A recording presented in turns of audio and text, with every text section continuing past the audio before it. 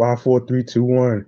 Good evening, new listeners and current listeners from all around the world, including the USA, the the five boroughs of Bronx, Manhattan, Staten Island, and Queens, including areas of Long Island, of course.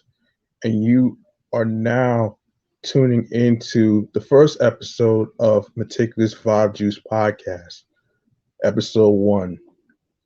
Now, this show is for Twitch TV, and the reason why I decided to put it on Twitch TV is because my current podcast that's on YouTube, which is Off the Meat Rat Chains New York podcast, is actually doing well. So I figured why not create another one since I've been inspired by a bunch of podcasters that I've been listening to lately on Spotify. So I figured let me just give it a try on Twitch. So how did the name Meticulous Vibe Juice podcast come about? Well, I'll put it to you like this. I wanted to come up with a name that nobody has ever heard before. The same way I did with the first one, which was Off the Meat Rat Change New York podcast. With this one, I wanted to concentrate on I wanted to concentrate on the positive side of things, the adjective, the nouns. So I figured why not Meticulous Vibe Juice podcast? So let me explain the meaning behind it. Meticulous means detail detail oriented, especially when it comes to listen when it comes to listening to music, sounds, the bass while you're watching your movies, the TV shows that's your favorite, which I will actually explain what Meticulous Vibe Juice podcast is about. But first, vibe is based on energy that people give you, not just not just based on what you listen to, but like the people that you talk to on an everyday basis, and sometimes on the phone too. And juice is more like a chillaxing type of thing while you sipping your drink, while you're watching your TV and your movies. It's more like a chill time, you know what I mean, from a long day of work and stuff. So so let me get to um the the synopsis of what the show is about. So this one right here is basically a review show where we get to go over music artists' bodies of work, like your music albums. You have um your favorite TV shows, your favorite movies and stuff. So that's basically what that's about. Um, and also, if you're new to Twitch and you don't know that I have Twitch, you can follow me on Twitch at Twitch TV, Twitch.tv, excuse me, Twitch.tv /G Money Stacks, Queens, New York. That's Twitch.tv /G Money Stacks, Queens, New York. All right. I will I will get to that at the end of the show. So just bear with me. So without further ado, um, I want to go over something actually. So today's show we're going to be talking about J. Cole's recent new album, The Off Season, which I had a chance to get to listen to it before I even started Meticulous Vibe Juice podcast episode one. So I figured I have something to talk about. So, and speaking of J. Cole news, um, of course you may or may not know, he's been part of the Rolling Stone article. So This is so this is basically about his autobiography over social commentary on the off season. So so I'm gonna read this to you guys so you could just get an idea of what I'm gonna talk about. So here we go. So the rapper's compositions are nimble, but his stories feel safe. Popular on Rolling Stone.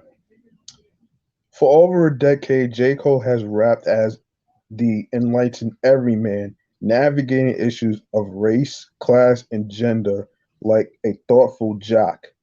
His latest release, The Off Season, finds him pondering inventive gun violence prevention measures one moment and lobbying sex locker room insults the next. Check your genitalia, pussy niggas bleeding on yourself. He raps on 95 South. Still, the album is generally absent the overt social critiques that have built his reputation as a rapper of substance. Last summer, on Snow on the Bluff, his last lengthy engagement with ideas of black liberation, he began by disputing that reputation. Niggas be thinking I'm deep, intelligent, fooled by my college degree. My IQ is average. There's a young lady out there, she way smarter than me, end quote. From there, the song becomes a well intentioned but wildly insecure and paternalistic confrontation of the rapper's no name, who I never even heard of before. And shit. What kind of name is no name? Oh man. Oh my gosh. Anyway, no name likely a response to tweets in which she questioned her peers' participation in the moment's anti-racist movement. No name who has spent the last couple of years publicly learning and sharing anti-capitalist, anti-racist, and anti-imperialist ideas responded with song 33, a 1 minute um a 1 minute ev-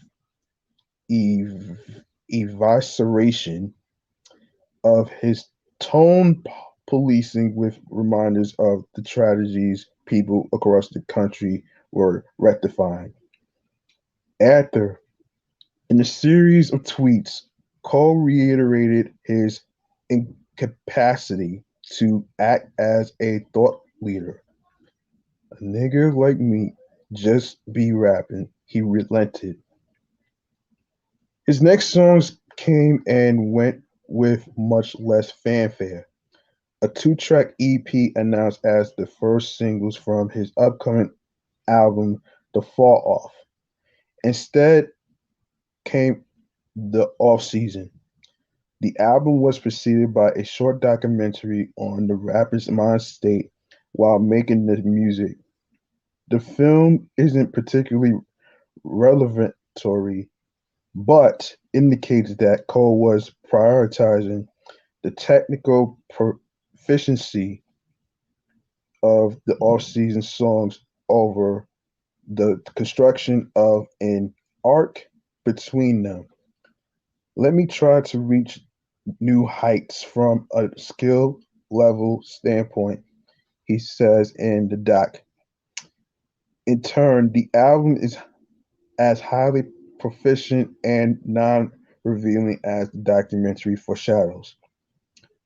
Over a tight 12 tracks of nimble songwriting and outstanding composition, J. Cole continues to muse on the themes weaved throughout his discography: life and death, success and lack of thereof, the divine and the moral. He does this with personal and interpersonal anecdotes that are interesting but safe. as he leans into his passion for rap and sport and away from his pre- predilection for social commentary. Okay, okay. Before I go on, um, like I previously said in the beginning of the episode, I did get a chance to listen to the off season album. Now I have to really say I I'm pretty impressed, man. And the fact that J. Cole came back with um with a single. I'm not gonna say I'm not gonna say because everybody keeps saying that he fell off. He didn't really fall off. He every music artist take a break from creating music and stuff like that. Sometimes people need breaks. And I was actually talking to a podcaster who wanted to give up on herself, but at the same token of my soul, I had to reach out to basically tell her not to give up on herself. No matter what you're doing in life, especially if you're creating podcast episodes, consistency is always key. It's not about pleasing everybody because at the end of the day, not everybody is meant to be pleased. And as for J. Cole's album, The Off Season, I would say that album is pretty fire, man. All his tracks is lit though, man. And also I would like to actually add that it's basically you can't really call it a classic because it just came out last month. You can't really call it a classic yet because it just came out last month. I would say it's fire and it's a masterpiece. You get me? You know what I'm saying? Now, let's continue where I left off here. Um, musicality drives the off season where Cole croons, hollers, and spits through a tangle of satisfying melodies and complex rhyme schemes. In standouts like Amari, My Life, and 100 Mil, there's drama and power as he alternates between agile rapping and serious singing. He harmonizes with fellow Fayetteville, North Carolina native Moray on My Life, and enlists Dreamville veteran Bass, an impressive rhymer himself, as a singer in two places, where his performances are careful and calming. Dead center, 100 mil, feels like the thesis of Cole's efforts here. He dances through a handful of flows in just one verse, sounding like he's bounding through drills on the court. How come a nigga ain't enter his prime? Still getting better after all this time, he boasts. He's right. Cole has become a top tier composer, marrying arithmetic, Achille, Achille with lyrical dynamism. Dynamism. Okay. There are quick, vivid bursts of imagery scattered throughout the off-season moments in which he tells stories without laboring over them. On close, Cole bobs and weaves in and out of vignettes of his life and that of a friend who is ultimately slain, returning to the Titilia word as like a home base. He gives vice, visceral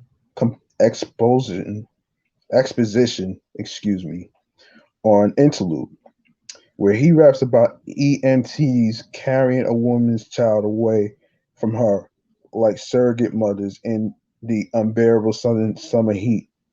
Together, Cole's tale paint a picture of himself as a survivor who has traded in remorse for gratitude. He refers to his fear of death in the past tense on Let Go My Hand.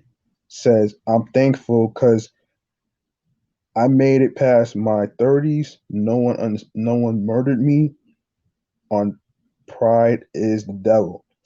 And sets out to celebrate the life of a dead friend on the climb back, making it out of Fayetteville used to torment Cole. Now it gives his life a sense of meaning. That's why when niggas throw a shot or two online, I pay no mind to their benign gestures, he raps on applying pressure. Which I did see the video too, applying pressure. And a couple weeks ago in the group chat, someone said that someone said give it up for light skinned Jesus. I was like, yo, I'm like, this dude is crazy for saying that right here. Oh man. Um um but with the off season, Cole has made an album nearly devoid of spaces for the kind of rigorous critique that Snow on the Bluff warranted, because he doesn't offer thoughts that are new, challenging, or sociopolitically charged. The rapper, who admittedly hasn't done a lot of reading, instead talks about what he knows best, his own life, with undeniable acumen as a lyricist. There is an uncomfortable finger wagging at broke people hating on millionaires on applying pressure, but he does so in the context of the jealousy he once harbored. The album's biggest revelation comes with Let Go My Hand, where J. Cole admits that he once had a physical altercation with Diddy, as was rumored. The idea of any tension between them is quickly rectified when Diddy shows up on the outro. After a year of social and political upheaval, it's notable that Cole retreated into himself, setting out to be the greatest rapper and a professional baller rather than a voice of reason. That's not a bad thing per se. Maybe it leaves space for listeners to engage more deeply with performers who have stronger ideas about race, class, and society, like a No Name. But when Cole raps that he can't let the fame scare me off from speaking candidly on punching the clock, it feels like it might have. Okay. Okay. Um,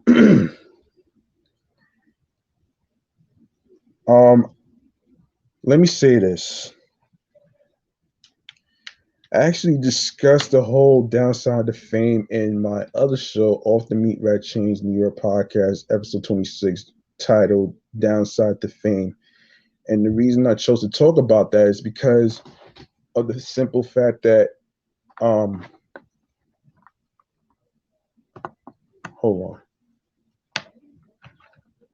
on. Oh my God. Oh, shoot. Hold on, folks.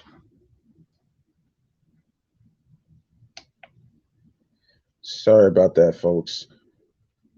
Anyway, I I was actually saying, the reason why I decided to talk about the downside to fame is because, oh boy, hang on,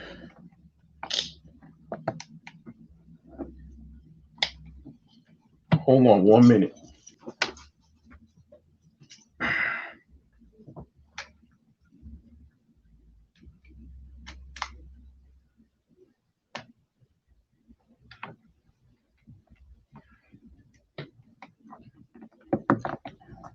Okay, sorry about that, folks. Had a little charger issue, but the reason why I decided to talk about the downside of fame is because of the simple fact that over the years, you hear about you know well-known people um, that that can't really handle the peer pressure of fame because it causes like fame creates people having suicidal thoughts.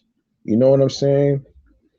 I'm not saying everybody I'm not saying everybody is doing that per se, but what I'm saying is what I'm saying is it's very, very, very, very hard to be, you know, out in the open, free, being able to, you know, have a little time for yourself without the paparazzi. And I get it. And sometimes paparazzi sometimes they tend to go a little too far on things. And and yes, I do understand why sometimes, you know, people do get upset. And I get it. So, let me just um let me just go to other J. Cole news that I was about to discuss. Here we go. Now, now, I did want to talk about the the albums that has number one written all over it. Now I'm on Billboard right now, so we're gonna get into this right now. So, and by the way, J. Cole's the first rapper to be able um to get six number one albums, six, which I will get to in a second. So we're gonna go on Billboard and read this article right now. So so here we go. J. Cole's The Off-Season barges at in number one on the Billboard 200 albums chart with 2021's biggest week for a hip hop release. As the set launches with 282,000 equivalent album units earned in the US in the week ending May 20th, according to MRC data. The off season was released via Dreamville slash Rock Nation Interscope Records on May 14th and also scores the year's highest streaming week for any album, which I did get a chance to listen to. Like I said, I did listen to it. So, um, the Billboard 200 chart ranks the most popular albums of the week in the US based on multi-metric consumption as measured in equivalent to be exact album units. Units comprise album sales, track equivalent albums, and streaming equivalent albums. Each unit equals one album sale or 10 individual tracks sold from an album or 3,750. Sorry about the cars. Sorry about that. Can't really control that. As long as you can hear me. Ad supported or 1,250 paid subscription on demand official audio and video streams generated by songs from an album. The new May 29th, 2021 data chart, where the off-season debuts at number one, will be posted in full on Billboard's website on May 25th for all charts news. You follow Billboard and Billboard charts both on Twitter and Instagram. Okay. Of the off-season's 282,000 equivalent album units earned in The tracking week ending May 20th. SEA units comprised 243,000. Um, Album sales comprised 37,000, making it the top selling album of the week, and TEA units comprised 2,000. Yes. In terms of total units earned, the off season has the largest week of 2021 for a hip hop album, and the second largest overall to only the debut frame of Taylor Swift's Fearless, with 291,000 units since April 24th day chart. The off season starts with 243,000 SEA units, totaling 325.5 million on demand streams of the album's 12 tracks. That sum marks the biggest streaming week for an album in 2021. All right. It surpasses the previous high water mark for the year when Morgan Wallen's Dangerous the double album debuted with 240 point million, excuse me, 240.18 million streams for its 30 songs in its first week, chart dated January 23rd. The off season keeps up J. Cole's hot streak on the chart, as all six of his studio albums have reached number one. All right. The off season follows the chart topping KOD 2018, For Your Eyes Only 2016, 2014 Forest Hills Drive 2014, Born Sinner 2013, and Cold World The Sideline Story 2011. All but Born Sinner also debuted at number one. Born bowed at number two. Damn. J. Cole's only chart entry to miss the top slot was a live album, 2016's Forest Hills Drive Live, which reached number 71. That's crazy. Nick Minaj Beam Me Up Scotty mixtape debuts at number two on the Billboard 200 with 80,000 equivalent albums unit earned. Of that sum, SEA units comprise 63,000, equaling 85.57 million on demand streams of the album's tracks. Album sales comprise 11,000 and TEA units comprise 6,000. Beam Me Up Scotty is Minaj's fifth album to reach the top two on the Billboard 200. The entirety of her charting efforts, Beam Me Up Scotty was initially released for free in 2009, but was not commercially issued or distributed to streaming services until May 14, 2021. The new version of the album houses most of the tracks from the 20, excuse me, 2009 release and adds three new cuts: Seeing Green with Drake and Lil Rain, Fractions and Crocodile Teeth. anyway, anyway, man, let me just say this. Let me just say this though.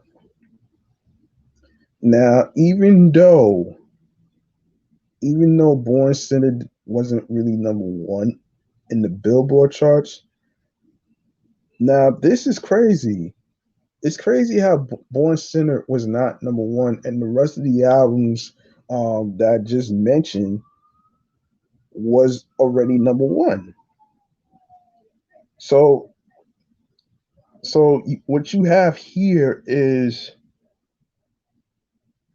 KOD, For Your Eyes Only, Forest Hills Drive, Born Sinner, Cold World, The Sideline Story. But that's crazy though, man. Like I feel like it should have been number one in the Billboard charts. Like that's really crazy to me, man. But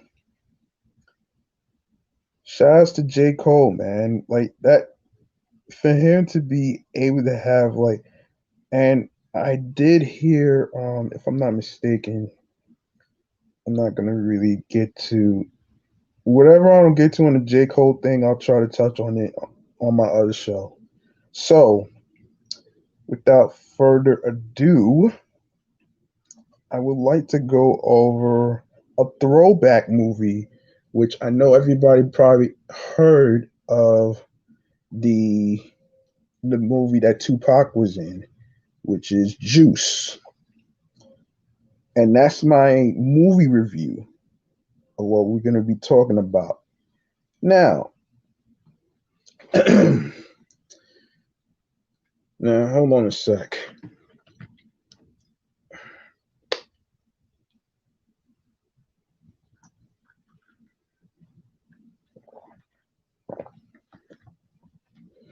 All right. so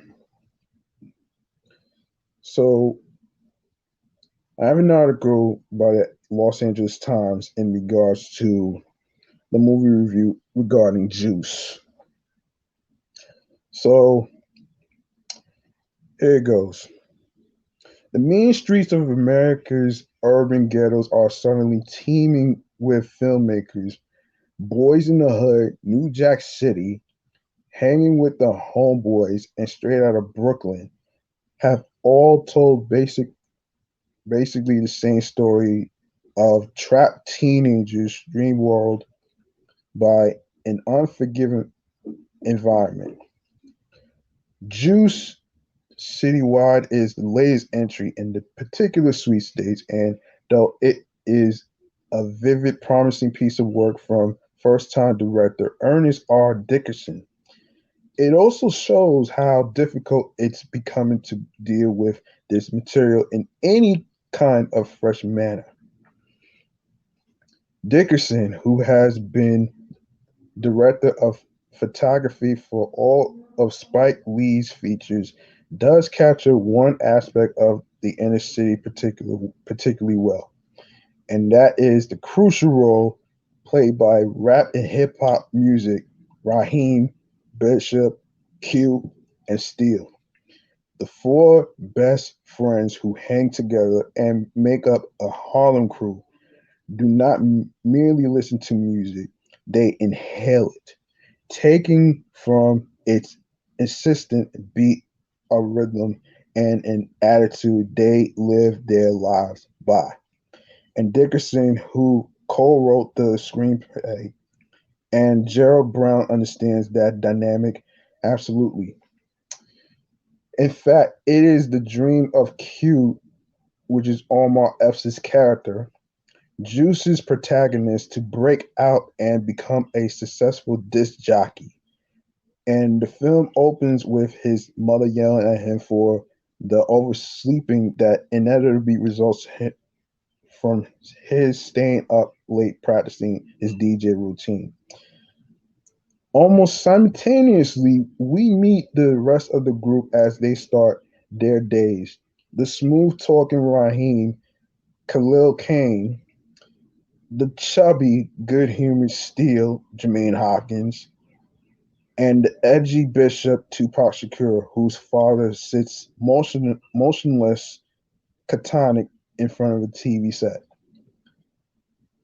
The parents of these kids think they are off to school, but school is less than an afterthought in their lives, and their connection with their hardworking, worrying elders is barely that. More even than most teenagers, they live in their own insular, self contained world, using their own language and signs, and by turns aimlessly roaming the city streets, or hanging out at the local pool hall slash video arcade. Though only one of the four actors, Hopkins, who debuted in Stand By Me, has any kind of feature experience, this quartet couldn't fit into their roles anymore adroitly if they were lifelong members of the Screen Actors Guild. And Dickinson clearly feels an enormous warmth for the guys, so much so that we tend to look with leniency on their initial indiscretions. For instance, the shoplifting of records to help Q prepare for his possible big break in the Mix Master Massacre DJ contest. But given the kind of neighborhood this crew hangs out in, it's no surprise that shoplifting will not be the culmination of their life of crime. Egged on by Bishop, who wears a gold submachine gun around his neck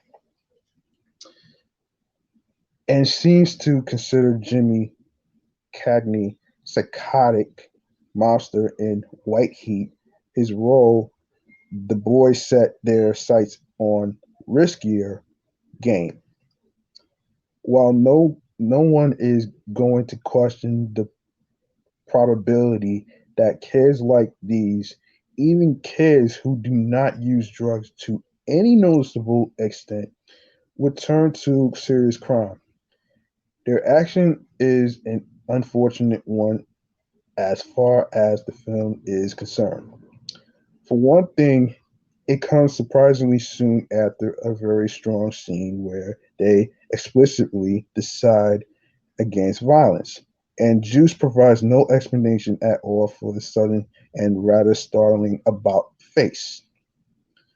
More seriously, once criminal activity turns up in the film, rated R for strong language and some violence, the narrative becomes less interesting and fairly foreseeable. Without either the directorial pizzazz that Mario Van Peebles brought to New Jack City or the ability to evoke deeper emotions that enrich Boys in the Hood. Juice tends to simply evaporate, getting less and less interesting as its plot tries and fails to live up to the much more intriguing cultural ambience Dickerson and Brown have created.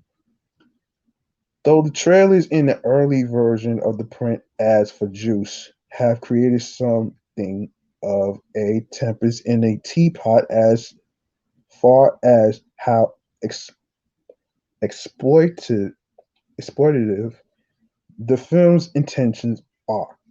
Dickerson, though not averse to a little exploitation, and why should he be? Clearly has some very serious things on his mind, and the directing and acting talent at his disposal to make something happen. Given all that, it seems a shame that Juice's script ends up so unexciting and predictable. Both the film's characters and real life situations they are based on deserve better. Now that filmmakers have begun to show the ghetto in living color with some regularity, they will have to come to grips with the fact that just showing it isn't going to cut it anymore. Juice. Omar Epps, Q, Tupac Shakur, Bishop, um, Jermaine Hopkins, Steele, Khalil Kane, Raheem, Cindy Heron, Yolanda. Okay, so let me say this though. I did remember watching Juice with my cousin of mine when I was in Florida, and even though um it hasn't really lived, even though critics in the Los Angeles Times um don't really don't really know um what they want in a film as far as their high expectations. Because when you have high expectations for a film, to think that it's going to be like the other movies, that's not going to happen. Because you gotta really think about this. Juice is like everybody's favorite throwback movie, and I'm not just saying this out of cap. I'm saying this because because of the fact that Tupac was in some movies, and I will try to review Poetic Justice, which is another throwback, which I will talk about in a future episode. But when I saw Juice, it I came to grips that, look, it's not going to be perfect. But let me just say this though. It is one of my favorite movies that me and my cousin from Florida that I watched with. And it was pretty tense though, man. I like the action. I like the action, of course the violence. Like you don't want a boring movie. You don't want a boring movie to cater to politics and stuff, because that's just not how it works. Now, what I would say about Juice the movie, I would also like to say that it's a classic, and it's fire. And also, I'm not gonna well like do you find Juice to be a masterpiece? I'll leave that to everybody that's watching on Twitch right now and other social media handles. I will post a question on the podcast page to get everybody's reaction to see if you think that Juice is considered a masterpiece of a movie. So that will be the question I will put up in a couple minutes. So, um, other than other than that, we got another movie to actually go over too. Now, I heard about the musical Jersey Boys, but I never knew that there was a movie about that. So so let's go to the Jersey Boys, shall we? And this is an article from Vanity Fair from you know. All right. Though he sometimes composes his own scores, has a well documented interest in jazz, and even sings on occasion. There's nothing terribly musical about Clint Eastwood these days. His flat growl and squinty eyes don't suggest much melody, and his recent films are stately and somber. Filmed in Milan, Malacca, whatever, in palettes covering topics like war and power and corruption. So he's kind of a strange choice to direct the movie adaptation of Jersey Boys, the smash hit Broadway musical that tells the origin story of Frankie Valli and the Four Seasons, the New Jersey New Jersey hitmakers who ruled pop music in the 1960s. Frankie Valli and his bandmates' music is peppy and upbeat and cute, all things that Eastwood films rarely are. And yet, for the first hour or so, Eastwood managed to give Jersey Boys some real zip, mainly drafting off of the energy created by the snappy Vincent Piazza, who plays Tommy DeVito, the group's ne'er-do-well ringleader. The film moves along at an amenable clip skipping around a soundstage, um, New Jersey, and doling out lots of ring a ding banter. Piazza serves as our narrator for this stretch of the film. And he's an inviting presence, rakish and smarmy, but in a dearly old fashioned and ultimately innocent way.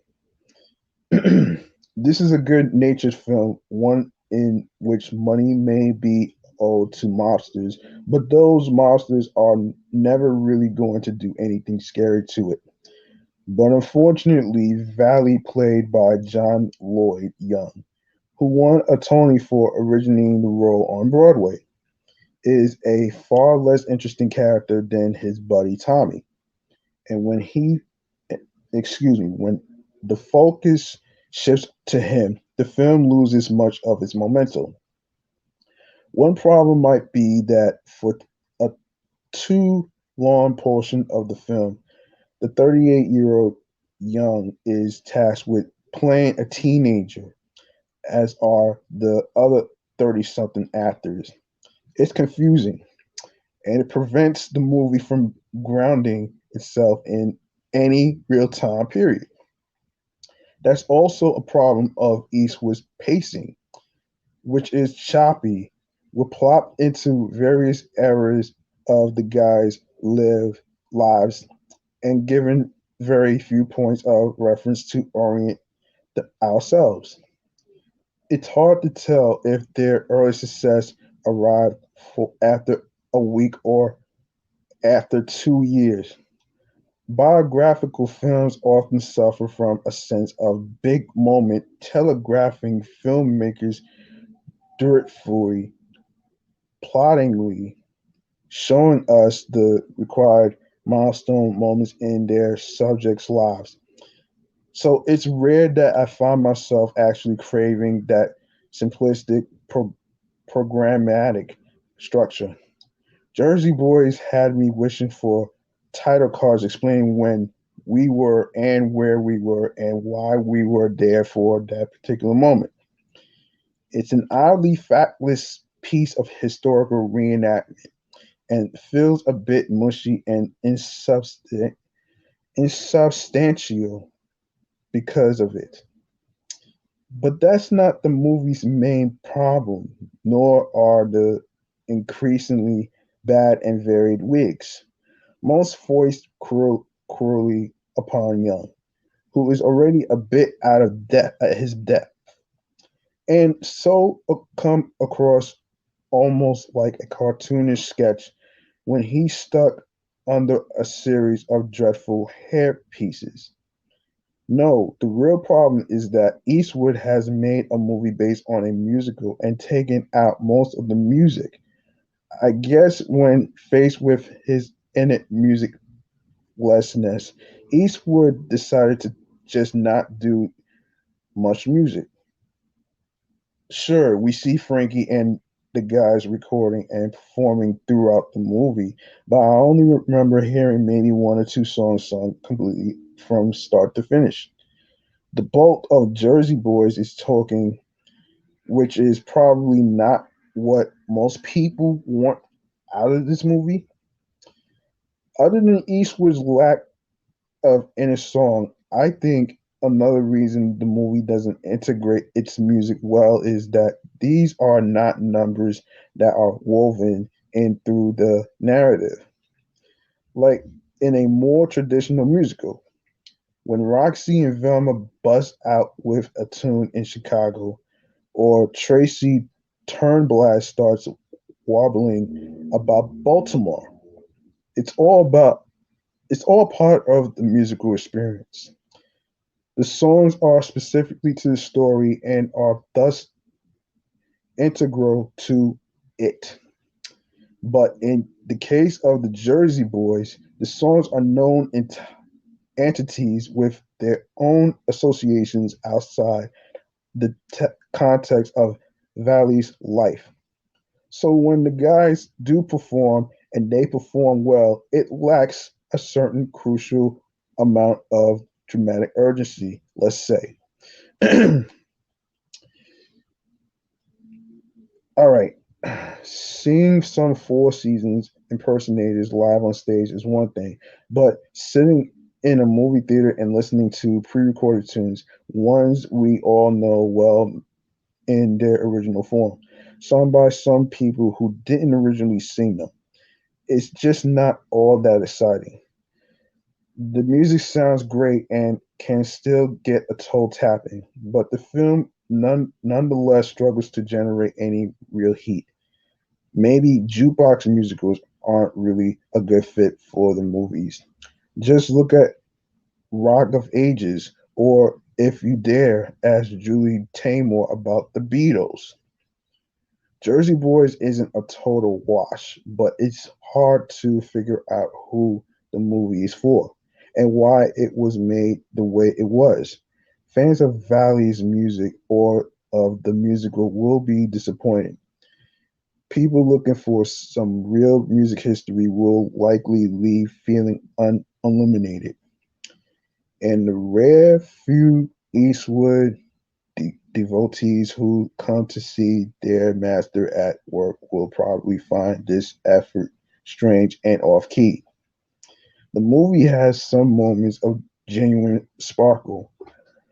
Christopher Walken is a hoot as a local mob boss, while Mike Doyle blasts through the movie's vague hints of creaky homophobia by playing flamboyant producer Bob Crew with a bit of dignity and grace, but they are not enough to sustain us through the long slugs of music free dialogue and narrative wandering. The closing credits featured the only real traditional musical number, and it's a fun, if slightly strange one. But by that point, it's too little, way too late. You think? Often tedious and at times clumsily constructed, Jersey Boys is the opposite of the Four Seasons music. They blended styles and tones with a confident smoothness, while Eastwood's movie is mostly an odd jumble of dissonant notes. Okay, all right. Even though I did see the trailer for the Jersey Boys movie, but I didn't really have the chance to actually check it out. Now, would I say, well, let's say I would say it's a classic, but it didn't live up to moviegoers. So it kind of like made it seem like that. You know, people were disappointed. I get it. And you know what? I'm not going to stay on the Jersey Boys for too long because I have a favorite TV show that I want to actually, talk about. I remember a TV show that used to be on ABC, and it's called Hanging with Mr. Cooper. And for those of you who may not remember Hanging with Mr. Cooper, um, this is um, this is basically what this is. So, all right. What parents need to know. Parents need to know that this '90s show started out as an adult-oriented comedy, but was toned down to be more family-friendly after its first season. there, hold on a second. Hold on a second. All right. There's some mild sexual innuendo, as well as frequent references to things like fistfights and drive-bys that are intended to be more funny than violent and will most likely go over the head of young viewers. Overall, the show highlights the importance of family and friendship. Um, so, what's the story? of Hanging with Mr. Cooper, you ask? Hanging with Mr. Cooper, which originally aired in the 1990s, stars stand-up comedian Mark Curry as Mark Cooper, a retired NBA player who returns to his hometown of Oakland to take a job as a substitute teacher and part-time gym coach. He decides to move in with his childhood friend Robin Dumars, Dawn Lewis, and her roommate Vanessa Russell, Holly Robinson Pete. As the single and self-perceived ladies' man just adjust, to be exact, to life with female roommates, he finds himself experiencing a lot of dating misadventures. Um, Things get even more complicated. When Robin moves out and cousin Geneva Sandra Quarterman moves in with her young daughter Nicole, Raymond Simone. But no matter how crazy his life gets, Mark never forgets where he came from or what's really important in life. So, so the show, which was originally positioned as an adult-oriented comedy similar to '70s classic Three's Company, but became more family targeted in later seasons, showcases Curry's brand of humor and features lots of slapstick comedy. But beneath the silliness, especially in later seasons, is a strong message about the importance of friendship and the value of being supported by an extended family. It also highlights the importance of returning to your community and mentoring kids. It's all pretty mild, but there's some subtle sexual innuendo, usually related to dating and romantic tensions between some of the main characters. Some of the jokes also include humorous references to violent behavior, including fights by drop-eyes. But much of this will most likely go over the head of younger viewers, and it's generally overshadowed by the show's overall positive message, making Hanging with Mr. Cooper a decent viewing choice for all the tweens and teens. Okay, families can talk about sitcoms. Are there any significant differences between the TV comedies that are popular today and those that were popular a decade ago? Is the humor itself different? Why are some shows still funny and popular 10, 20, or 30 years after they were originally aired? Why aren't others? Which of today's shows do you think will stand out the test of time? Oh boy. Okay. Um all right. Now I will say this though, um, before we even wrap up here. Hanging with Mr. Cooper has been one of my favorite TGIF TV shows.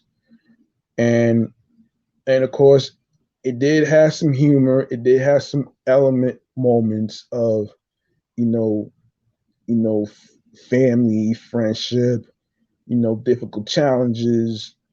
I mean, you just name it though. Now, it is one of my favorite. It is one of my favorite TV shows, which I would consider a classic. It's lit, and I actually would have to say it is a masterpiece. And speaking of masterpiece, this is going to wrap up today's episode of Meticulous Vibe Juice podcast. Now, if you like what you heard, listen. Um, my laptop's out of commission right now, so by the time I get me a new laptop, I should be able to upload the first episode to Anchor. So I had to wait one more day to actually receive it. So without further ado, let me just say this though. I do apologize for the little mishap with my phone charger and stuff. But I will say this though. I can't really blame myself for everything that's been going on, especially me, you know, butchering on some words and stuff like that. But I'm human. I'm human. And even if I try switching things around, it's gonna make me lose a side of you know who I am as a person. I'm not here to be perfect. Being perfect is for the birds. But anyway, I digress on that shit though. So so overall, we discussed about J. Cole. We discussed about two movies that are considered classics, that are considered classics, and of course a TV show that's my favorite.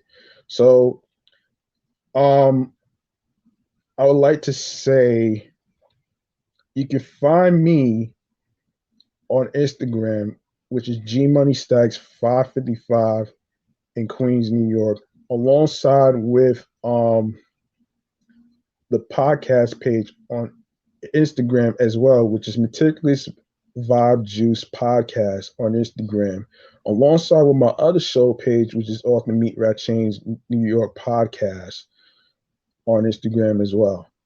And also you can also find me on Twitch, which is twitch.tv/G Money Stacks Queens, New York. Now I know for a fact that I did start with a little confidence, but a little mishap kind of happened and everything, but I was able to catch myself up. So I'm glad that every single person on the Twitch universe has stuck around with me. So be sure to subscribe to my Twitch channel, G Money Stacks Queens, New York. That's G Money Stacks Queens, New York. All right.